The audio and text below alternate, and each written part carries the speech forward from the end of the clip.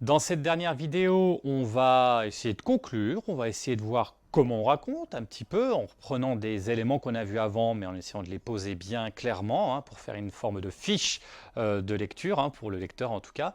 Et ensuite, on va essayer d'aller un petit peu plus loin, on va faire une ouverture sur, voilà, on a fait une lecture et qu'est-ce qu'on peut faire maintenant? Est-ce qu'on peut faire d'autres activités? Alors on va voir qu'avec les plus grands, particulièrement avec les plus grands, oui, il y a plein d'activités à faire et c'est plutôt intéressant. Alors on revient déjà sur le moment, j'en parlais déjà dans la première vidéo, il faut choisir son moment pour faire la lecture. Quand les enfants sont excités, énervés, un petit peu fatigués, peut-être que c'est un moment pour les canaliser, pour qu'ils puissent être confortables, être bien et pouvoir se reposer et avoir une charge mentale qui va se calmer un petit peu et permettre un petit peu qu'ils se concentrent, qu'ils se reposent. Donc la lecture peut être à un moment comme celui-ci.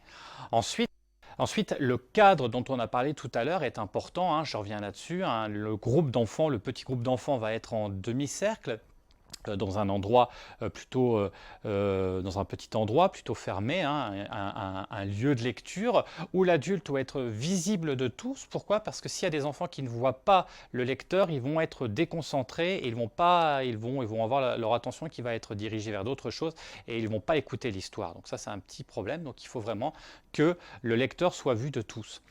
Ensuite, intéressant aussi, c'est l'attitude du lecteur. Bien sûr, l'histoire, il faut la vivre. On prend ça au sérieux, on a choisi l'histoire, on la vit, on fait des intonations en fonction des personnages, on joue avec des mimiques. Alors attention, je pense, bien sûr, on va essayer de faire sortir des émotions à ces enfants. Donc, on peut faire, par exemple, ils aiment jouer à se faire peur. Donc, une histoire comme Chute, qui est une histoire où on tourne les pages, où l'enfant est vraiment dans l'histoire, il est complètement intégré. Donc plus vous allez jouer, plus il va être dans le roman, dans l'histoire, jusqu'à la chute finale où il va se faire peur. Alors attention, il ne faut pas non plus les faire paniquer. Donc on essaye de bien équilibrer nos sentiments et la manière dont on lit pour éviter qu'on leur fasse trop peur. Ou on peut les faire rire aussi. Il y a des histoires comme par exemple toute la collection de livres de Mario Ramos où il détourne les contes. Alors on retrouve tous les personnages, les petits cochons, le loup, c'est souvent le loup qui va être un peu bouc émissaire de tout ça, avec son langage un peu châtié mais rigolo, qui fait que les enfants adorent et ils vont rire jusqu'au bout. Ça c'est, voilà, on peut les faire rire, leur faire un petit peu peur, en tout cas, comme on l'a dit tout à l'heure, développer les émotions. N'oubliez pas, quand on lit une histoire, il faut lire doucement pour que les enfants puissent suivre l'histoire, mais aussi tourner les pages tranquillement, qu'ils aient le temps de bien voir ce qui se passe, de bien regarder. Donc il ne faut pas être trop loin non plus, parce que s'ils n'arrivent pas à voir le livre, là pareil, ils vont se déconcentrer, ils ne vont plus être attentifs. Enfin, la durée de l'histoire est importante. Quand on est à moins de 3 ans, ça va être jusqu'à 5 minutes, pas plus longtemps. Là, on va peut-être même mettre dans un aspect presque isolé, individuel, une histoire pour un. Plus ils sont petits, plus, comme on l'a dit tout à l'heure, le livre va être plutôt un objet d'utilisation sensorielle avec lequel on va jouer. Mais quand on va arriver à 2 ans et demi, peut-être qu'on peut avoir des petites histoires de 5 minutes. Après, c'est vrai que à partir de 3 à 5 ans, là, on va avoir des histoires un petit peu plus longues, de 5 à 10 minutes. Donc là aussi, ça va les intéresser, ils vont se concentrer. Donc on peut pousser un petit peu, et plus on grandit, plus on peut pousser l'histoire et la durée de l'histoire. Et enfin, pour les plus grandes, 5 à 6 ans, donc là 15 minutes.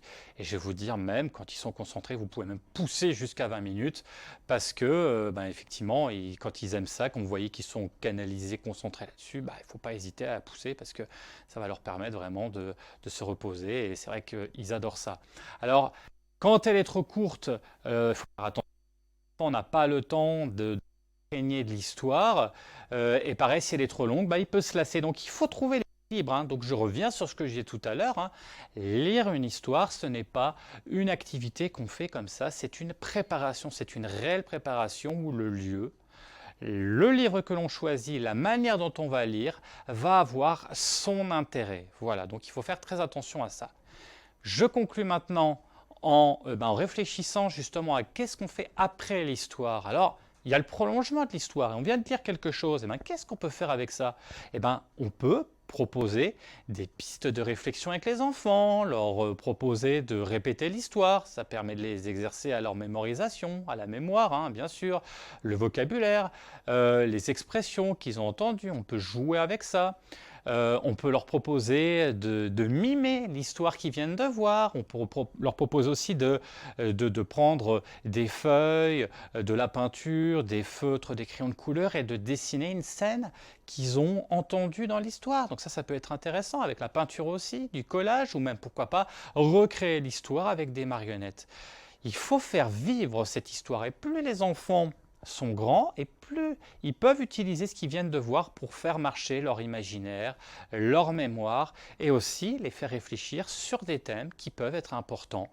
Le racisme, la violence, tout ce qui va être civique et social peuvent leur permettre, enfin voilà, ça va leur permettre de réfléchir autour de tout ça. Voilà, j'espère que ce cours va vous permettre de développer véritablement cette activité lecture, qui est une activité qui est quelque chose, un élément phare, hein, véritablement, de ce qu'on peut trouver en maternelle ou en crèche. Donc je vous invite vraiment à choisir les livres que vous aimez, parce que ça doit être aussi un plaisir pour vous, et surtout des livres qui sont vraiment adaptés à l'âge de l'enfant, dans un cadre et dans un contexte qui va être le mieux pour passer une activité la plus sympathique possible.